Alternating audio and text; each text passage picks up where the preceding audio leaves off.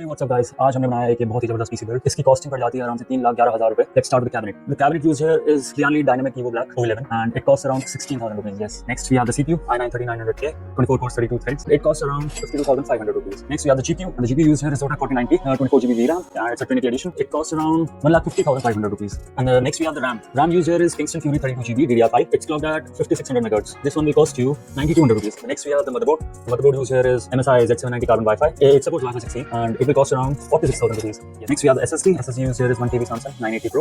Read and write speed is approximately 7,000 Mbps. Yes, it will cost you around 9,000 rupees. Next we have the cooler. Cooler used here is Deep Cool Liquid Cooler LT720. It is a 360 mm cooler and it will set you back around 11,500 rupees. Next we have the SMPS. SMPS used here is Cooler Master 1050 watt. It's gold certified, fully modular and it will set you back around 16,500 rupees. The total cost of the setup is 3,11,200 rupees. And if you want to build a setup like this, you can contact Infotech and the contact details will be on the upper side of the video. Yep. See you next time.